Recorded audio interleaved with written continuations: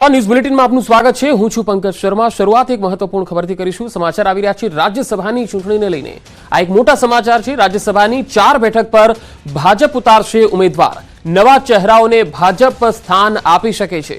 4 બેઠકમાંથી એક બેઠક માટે મહિલાની પ્રબળ શક્યતા જોવાઈ રહી છે। ગુજરાતમાંથી રાજ્યસભામાં મહિલાને મળી શકે છે વધુ એક પ્રતિનિધિત્વ। કોંગ્રેસ રાજ્યસભા માટે ઉમેદવાર નહીં ઉભા રાખે। કોંગ્રેસ હાથમાંથી 2 રાજ્યસભા બેઠક ઓછી થશે। ગુજરાતમાંથી અમીબેન યાજ્ઞિક અને નારણ રાઠવાની બેઠકો ખાલી પડશે। કોંગ્રેસ પાસે સંખ્યાબળ ન હોવાથી ઉમેદવાર નહીં ઉભા રાખે। ભાજપ 4 બેઠક બિનહરીફ થાય તેવી સંપૂર્ણ સંભાવનાઓ જોવાઈ રહી છે। ગુજરાતમાં 4 રાજ્યસભાની બેઠક માટે જાહેરનામું પ્રસિદ્ધ થયું। 15 ફેબ્રુઆરી ઉમેદવારી પત્ર ભરવાનો છેલ્લો દિવસ છે। વધુ માહિતી મેળવીશું। સંવાદદાતા પ્રણવ પટેલ મારી સાથે જોડાયા છે। પ્રણવ, રાજ્યસભાની જે બેઠકો છે તેમાં બિનહરીફ થવાની સંપૂર્ણ સંભાવના છે, તેના વિશે શું વધુ માહિતી? પંકજ, એ માની શકાય કે આ વખતે કોંગ્રેસના હાથમાં જે 2 બેઠકો છે તે નહીં રહે, કારણ કે કોંગ્રેસ પાસે જે સંખ્યાબળ છે ઘણું ઓછું છે। તો બીજી તરફ ભારતીય જનતા પાર્ટી માટે પ્લસ એ વસ્તુ છે કે ભારતીય જનતા પાર્ટી 4 બેઠક ઉપર પોતાની જીત છે તે નિશ્ચિત હાલ માની રહી છે। મહત્વપૂર્ણ એ પણ વાત છે કે ન્યૂઝીલેન્ડ પાસે જે માહિતી આવી રહી છે કે રાજ્યસભા ચૂંટણીમાં જે 4 બેઠકો માટે ચૂંટણી થવાની છે, આ તેનું જે પ્રસિદ્ધ નામું જે છે, જાહેરનામું જે છે એ આજથી લાગુ પડી ગયું છે અને 15મી ફેબ્રુઆરીએ ઉમેદવારી પત્ર ભરવાનો છેલ્લો દિવસ છે। એટલે માનવામાં એ પણ આવી રહ્યું છે કે 13 અથવા 14 તારીખે રાજ્યસભાની અંદર ભારતીય જનતા પાર્ટી પોતાના ઉમેદવારો છે તે પોતાનું નામાંકન છે તે ભરશે। તેની અંદર એ પણ માહિતી આવી રહી છે કે ભારતીય જનતા પાર્ટી 4માંથી 1 મહિલાને પ્રતિનિધિત્વ આપી શકે છે। અત્યાર સુધી ગુજરાતમાંથી રાજ્યસભાની અંદર પ્રતિનિધિત્વ છે, પરંતુ વધુ એક પ્રતિનિધિત્વ ગુજરાત તરફથી જશે એ પ્રકારના પણ હાલ જાણકાર સૂત્રો માહિતી આપી રહ્યા છે। એટલે ચોક્કસ એ માની શકાય કે ભારતીય જનતા પાર્ટી આ વખતે નવા ચહેરાઓ સાથે જે શક્યતાઓ જોવા મળે છે કે નવા ચહેરાઓને સ્થાન મળશે, તો સાથે જ 4માંથી 1 બેઠક ઉપર મહિલા ઉમેદવારને પણ ભારતીય જનતા પાર્ટી અહીં ટિકિટ આપી શકે છે અને તે ઉમેદવારી છે તેને નોંધાવી શકે છે। તો સાથે જ કોંગ્રેસ પાર્ટી પાસે આ જે બંને બેઠકો હતી, જે નારણ રાઠવા અને અમીબેન યાજ્ઞિક જે ખાલી પડી છે, એ બંને બેઠકો તેઓને ગુમાવવાનો વારો આવશે। એટલે 4 બેઠકો ઉપર ભારતીય જનતા પાર્ટીની જીત છે તે નિશ્ચિત માનવામાં આવી રહી છે। જી પ્રણવ, આભાર માહિતી આપવા માટે।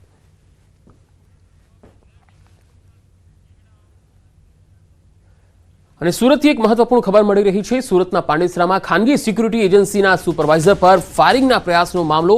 બુકાનીધારીઓએ ઘાતક હથિયારો વડે હુમલો કરી અને ફાયરિંગ કરવાનો પ્રયાસ કર્યો। ઇકો કારમાં આવેલા 5 જેટલા બુકાનીધારીઓએ જીવલેણ હુમલો કરી ફાયરિંગ કરવાનો પ્રયાસ કર્યો। પોલીસે આ સમગ્ર મામલે 3 આરોપીઓની ધરપકડ કરી લીધી છે, જ્યારે અન્ય ફરાર આરોપીઓની શોધખોળ જારી છે। આરોપીઓ અને ઇજાગ્રસ્ત વચ્ચે ચાલી આવેલી જૂની અદાવતમાં હુમલો કરવાનું તપાસમાં બહાર આવ્યું છે। તો 2 અલગ અલગ તસવીરો આપ જોઈ શકો છો। પહેલી તસવીરમાં જે સીસીટીવીના દ્રશ્યો છે, જેમાં ખાનગી સિક્યુરિટીના સુપરવાઇઝર પર હુમલો થયો અને ફાયરિંગનો પ્રયાસ કરનારા શખ્સો કેદ થયા છે। સુરતના મહિધરપુરામાં મોપેડ પર જઈ રહેલા દંપતી પાસેથી સ્નેચરે પર્સ ખેંચવાનો પ્રયાસ કર્યો હતો। ચાલુ વાહને એકાએક પર્સ ખેંચાતા દંપતી રોડ પર પટકાતા મહિલાને ઈજાઓ થઈ। સ્નેચિંગ કરીને ભાગવા જતો યુવક પણ રોડ પર પટકાતા લોકોએ તેને ઝડપી પાડવા પ્રયત્નો કર્યા। અનેક પ્રયત્નો બાદ સ્નેચર યુવક ત્યાંથી ફરાર થઈ ગયો હતો। ચાલુ વાહને કરાયેલી સ્નેચિંગની આ સમગ્ર ઘટના સીસીટીવીમાં જોવા મળે છે। પોલીસ તપાસમાં સ્નેચિંગ કરવા આવેલા યુવકનું મોપેડ પણ ચોરીનું હોવાનું સામે આવ્યું। તો તસવીરોમાં જોઈ શકાય છે કે જે સ્નેચર છે તે પણ લોકોએ તેને પકડ્યો તો ખરો, પરંતુ તે હાથમાંથી છૂટી ગયો। લોકોએ તેને મેથી પાક પણ આપ્યો। આ જે સ્નેચર છે તેમણે એક દંપતી જે બાઇક પર જઈ રહ્યું હતું, પાછળ તેની જે પત્ની હતી તેમના હાથમાં જે પર્સ હતું એ ઝૂંટવીને લઈ જવાનો પ્રયત્ન કર્યો।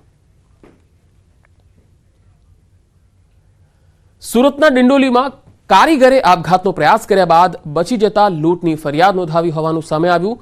ભેદ ઉકેલાતા પોલીસે ફરિયાદીની ધરપકડ કરી લીધી છે। કારીગરે અંગત કારણોસર જાતે ગળું કાપી આપઘાતનો પ્રયાસ કર્યો હતો। કોઈ જોઈ જતા તેને તાત્કાલિક સારવાર માટે ખસેડાયો। ડરના કારણે કારીગરે કોઈ વ્યક્તિએ હત્યાનો પ્રયાસ કરી મોબાઈલ લૂંટ કરાયાની ફરિયાદ નોંધાવી હતી। તપાસ કરાતા કારીગરે પોતે જ 2 દિવસ પહેલા ફોન બંધ કર્યાનું સામે આવ્યું। વધુ પૂછપરછ કરાતા પોલીસને ગેરમાર્ગે દોરવા ખોટી ફરિયાદ નોંધાવાયું હોવાનું કારીગરે કબૂલાત કરી લીધી।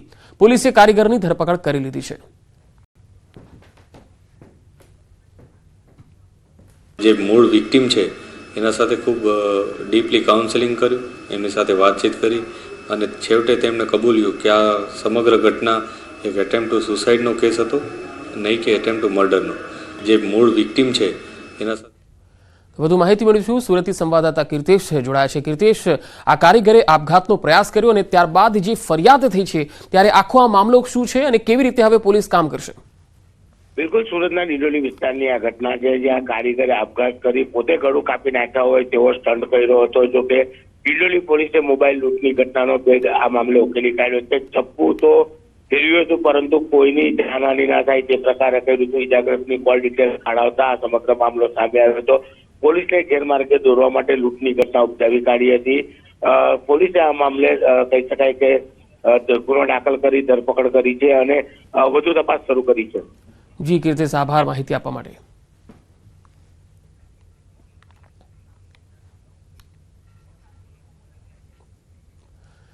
ભરૂચના અંકલેશ્વર નેશનલ હાઈવે 48 પર પાનોલી ઓવરબ્રિજ પર વહેલી પરોઢે સર્જાયો અકસ્માત. આ તસવીરો જુઓ.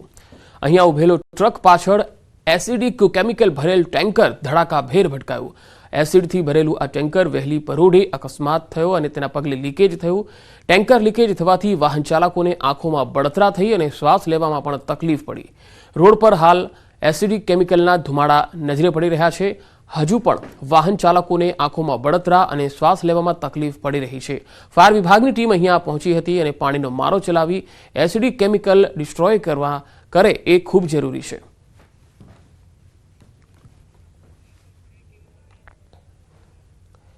જૂનાગઢના કેશોદમાં લગ્ન કરી દુલ્હન ફરાર થઈ ગઈ. કેશોદના યુવાન સાથે લગ્ન કરી યુવતી ફરાર થઈ ગઈ. રોકડ, સોનાના દાગીના અને 3 લાખનો મુદ્દામાલ લઈને ફરાર થઈ. કેશોદ અને નાગપુરના વ્યક્તિઓ અને યુવતી સામે ફરિયાદ થઈ છે. વધુ એક લૂંટેરી દુલ્હનનો કિસ્સો સામે આવ્યો છે. જૂનાગઢના કેશોદમાં એક દુલ્હન લગ્ન કરીને ફરાર થઈ ગઈ. એટલું જ નહીં, પોતાની સાથે રોકડ, સોનાના દાગીના અને 3 લાખનો સામાન લઈને ફરાર થઈ.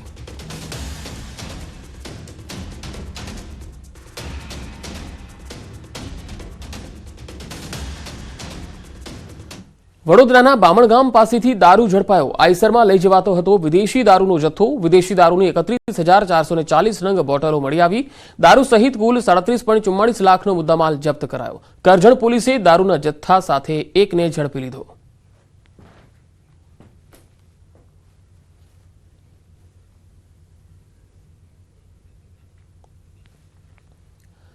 ગાંધીનગરમાં ઇન્કમટેક્સ વિભાગની ટીમે દરોડાની કાર્યવાહી હાથ ધરી છે. PSY ગ્રુપ પર ઇન્કમટેક્સ વિભાગનું સર્ચ ઓપરેશન. સેક્ટર 8, 21 અને સેક્ટર 27ના અલગ અલગ સ્થળો પર આ સર્ચ થઈ રહ્યું છે.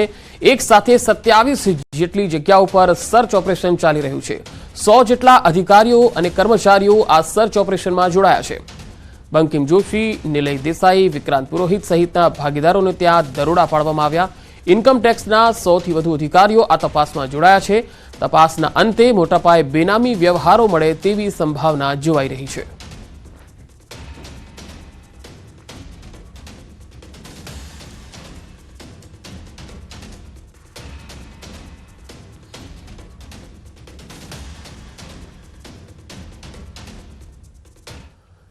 મોરબીમાં કોલેજ જતી યુવતી પર ખુલ્લેઆમ હુમલો થયો. બાપા સીતારામ ચોકમાં બુકાનીધારી શખ્સે આ કરતૂત કરી. વહેલી સવારે કોલેજ જઈ રહી હતી આ યુવતી અને તસવીરોમાં જોઈ શકાય છે અજાણ્યો શખ્સ આવે છે અને ધોકા વડે યુવતી પર હુમલો કરી દે છે. ઇજાગ્રસ્ત યુવતીને સારવાર માટે હોસ્પિટલ ખસેડાઈ છે. પોલીસે સીસીટીવી ફૂટેજના આધારે તપાસ હાથ ધરી છે.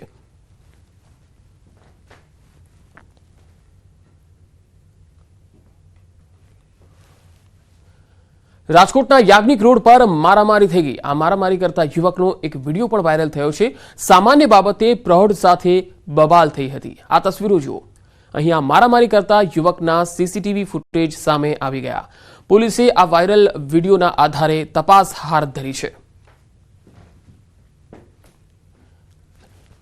તો રાજકોટથી આ તસવીર જોઈ શકો છો. મારામારી થઈ. એક સામાન્ય બાબતે પ્રૌઢ સાથે મારામારી થઈ ગઈ. રાજકોટમાં યાજ્ઞિક રોડ પર આ મારામારીના દ્રશ્યો સીસીટીવીમાં કેદ થયા છે.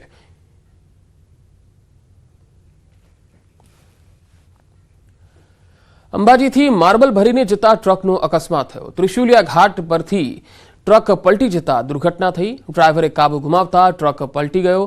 માર્બલનો પાવડર ભરીને દાતા તરફ લવાતો હતો. સદનસીબે આ ઘટનામાં મોટી જાનહાનિ ટળી ગઈ હતી.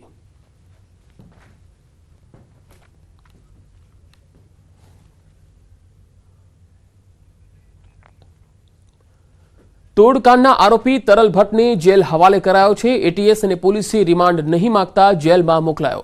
4 દિવસના રિમાન્ડ પૂર્ણ થતા આરોપીને કોર્ટમાં કરવામાં આવ્યો હતો રજૂ. તરલ ભટ્ટ પાસેથી મહત્વપૂર્ણ પુરાવાઓ એકત્ર કરવામાં એટીએસને સફળતા પણ મળી છે.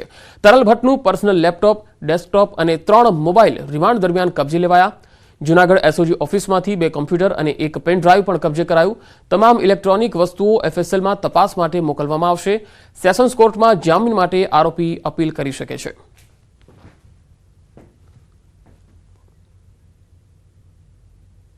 નામદાર કોર્ટે વધુ તપાસની જરૂરિયાત ન હોય તેથી એટીએસે કોઈ રિમાન્ડની માંગણી કરેલી નથી, જેથી હાલના આ આરોપી એટલે કે તરલ ભટ્ટ સાહેબને જ્યુડિશિયલ કસ્ટડીમાં મોકલી આપેલ છે. એફઆઈઆર અને તપાસના કામે જ્યારે રોલ ના હોય ત્યારે જામીન અરજી મને અંદાજ છે કે સેશન્સ કોર્ટમાં થશે અને જામીન અરજીના સ્ટેજે નામદાર કોર્ટ જે નિર્ણય આપશે એ માન્ય રહેશે.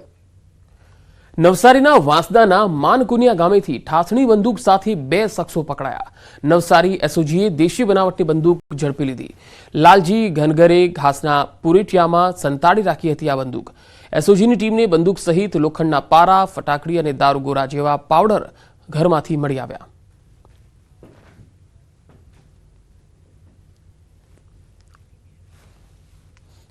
મહેસાણાના ખેરાલુમાં શોભાયાત્રા પર પથ્થરમારાના મામલે મુખ્ય સૂત્રધાર નિયાઝ ખાન પોલીસના સકંજામાં આવી ગયો છે.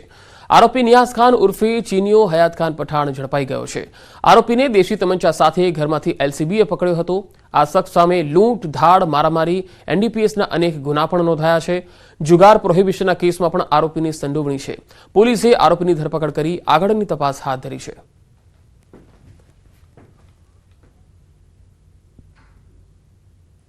આ નિયાઝ ખાન ઉર્ફે ચીનો એનો ગુનાહિત ઇતિહાસ પણ છે અને જે રામધૂન યાત્રા ખેરાલુ ખાતે નીકળેલી એ રામધૂન યાત્રા ઉપર પથ્થરમારો કરવાને એના પૂર્વ આયોજિત કાવતરું આ નિયાઝ ખાન ઉર્ફે ચીનાએ ઘડેલું હતું એવું અમારી તપાસ દરમિયાન પ્રસ્થાપિત થયેલું છે અને અત્યારે હાલમાં એ પોલીસ કસ્ટડી રિમાન્ડ ઉપર છે. દેવગઢ બારિયા પોલીસ સ્ટેશનના પોલીસ કોન્સ્ટેબલ વિરુદ્ધ એકાઉન્ટ અનફ્રીઝ કરવાના મામલે ગુનો નોંધાયો છે. દેવગઢ બારિયા પોલીસ સ્ટેશને પોલીસ કોન્સ્ટેબલ અનિલ સોલંકી વિરુદ્ધ એક મહિલાએ ફરિયાદ નોંધાવી છે. ફરીદાબાદની એક મહિલા પાસેથી એકાઉન્ટ અનફ્રીઝ કરવાના બદલે કોન્સ્ટેબલે 4 લાખ રૂપિયા પડાવ્યા હતા. કોન્સ્ટેબલે પીએસઆઈ તરીકે પોતાની ખોટી ઓળખ આપી ફરીદાબાદના જદપીર અમરસિંહ સાથે છેતરપિંડી કરી હતી. પોલીસે કોન્સ્ટેબલ વિરુદ્ધ 409, 420 અને 170ની કલમ પ્રમાણે ગુનો દાખલ કર્યો છે.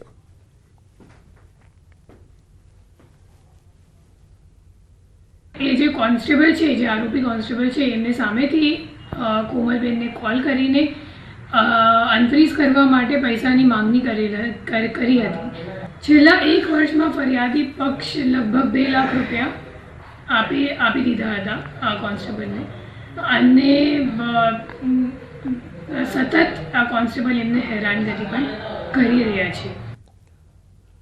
મહેસાણા જિલ્લામાં પિકઅપ ડાલાના બોનેટ પર જોખમી સવારીનો એક વિડીયો વાયરલ થયો છે અને આ મામલે હવે 24 કલાકમાં વાહન ચાલકને પોલીસે પકડી લીધો છે. મહેસાણા જિલ્લા ટ્રાફિક પોલીસે વાહન ચાલક અને જોખમી સવારી કરનારની અટકાયત કરી હતી. ગતરોજ કડી વિસ્તારમાં આ વિડીયો વાયરલ થયો હતો, જેમાં જીપ ચાલક વધુ લોડિંગ માલ ભરીને જતો અને તેવો એક વિડીયો છે અને એક તરફ ઓવરલોડ અને બીજી તરફ બોનેટ પર સવારીનો જે વિડીયો છે એ વાયરલ થયો હતો. એક વ્યક્તિને જીપના બોનેટ પર બેસાડીને જીપ હંકારતો આ વિડીયો મામલે પોલીસે કાર્યવાહી હાથ ધરી. હકીકતે જ્યારે તપાસ કરવામાં આવી ત્યારે અમને એવું જાણવા મળેલું કે આ જે ગાડીના બોનેટ ઉપર ગાડીમાં કામ કરતો એક મજૂર છે, એ મજૂરને બેસાડીને જ એને એક જોખમી સવારી એ કરી રહેલો હતો, જે ડ્રાઈવર છે, અને એના જાનને જોખમ થાય એ રીતનું અને બીજા રાહદારીઓને પણ જાનનું જોખમ રહે એ રીતે આ વાહન ચલાવેલું હતું. એને આ બનાવ બાદ જે વિડીયો આધારે અમે અહીંયા આગળ એનો ગુનો દાખલ કરેલો છે. આરોપીની અટકાયત કરેલી છે અને જે મજૂર છે જે બોનેટ ઉપર બેસેલો હતો એની પણ અમે અટકાયત કરેલી છે. અમદાવાદ શહેર પોલીસ કમિશનરે પત્રકાર પરિષદ યોજી અમદાવાદ પોલીસ દ્વારા કરવામાં આવેલી કામગીરી અંગે પરિષદમાં માહિતી અપાઈ, જેમાં પોલીસ કમિશનર GS મલિકે પોલીસની કામગીરી અને તેરા તુજકો અર્પણ કાર્યક્રમમાં કરેલી કામગીરી અંગે માહિતી આપી. ઉપરાંત તાજેતરમાં જ મોબાઈલ વાહન ચોરી સહિતના ગુનાઓમાં અસલ મુદ્દામાલ અરજદારને પરત કર્યા અંગેની પણ કામગીરીની વિસ્તૃત જાણકારી આપી.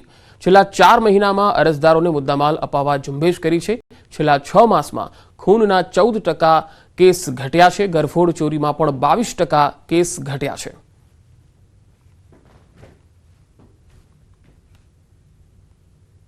પોલીસ સ્ટેશનમાં તમે જોતા હશો કે વાહનો પડ્યા છે, દેશી દારૂ, ઇંગ્લિશ દારૂ, તો એના નિકાલ માટે આપણે છેલ્લા 4 મહિનાથી ખાસ ઝુંબેશ ચલાવવામાં આવેલી હતી અને એમાં જે પરિણામો આવ્યા છે એ આપણે ફક્ત જાણ માટે આપણે જણાવીએ.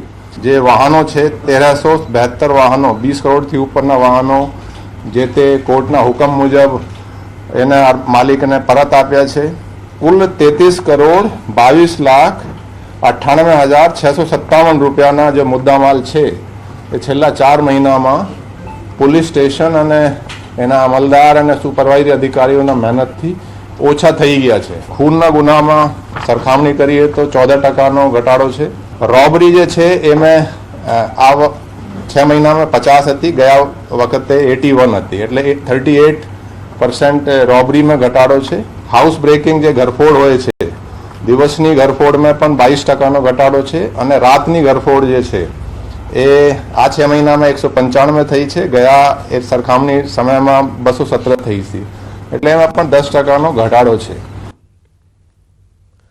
આગળ વધુ સમાચારો પર નજર કરીશું. હાલ રોકાઈશું એક બ્રેક માટે.